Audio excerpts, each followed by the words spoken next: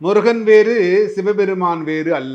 முருகன் சிவபெருமான் இரண்டும் ஒன்றர கலந்த தெய்வங்கள். உதயகிரி முத்து வேலாயுத சுவாமி அப்படின்னு ஒரு ஆலயம் இருக்கு.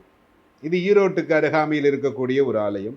ஈரோடு பக்கம் இருக்கிறவங்களுக்கு இந்த முருகனுடைய ஆலயம் கேட்டிங்கன்னா எல்லாருக்கும் தெரியும். முத்து வேலாயுத சுவாமி ரொம்ப பழமையான ஆலயம். 1000 வருடங்களுக்கு முன்பாக உள்ள ஆலயம் இந்த ஆலயம். ஏன்னா எதிரிகளை தும்சம் செய்யக்கூடிய முருகனாக, சத்துரு சம்ஹாரம் செய்யக்கூடிய முருகனாக அருள்பாலித்துக் கொண்டது. அந்த முருகனுடைய வேலாயுத சுவாமி, முத்து வேலாயுத சுவாமியினுடைய அனுகிரகம் பெற்று சகல வியாதிகளையும் நிவர்த்தி செய்ய கொள்ள வேண்டும். இந்த சுவாமிக்கு மிக பிடித்தமானது தேன் அபிஷேகம். முத்து வேலாயுத சுவாமிக்கு தேன் அபிஷேகம் செய்து பூஜை செய்யுங்கள்.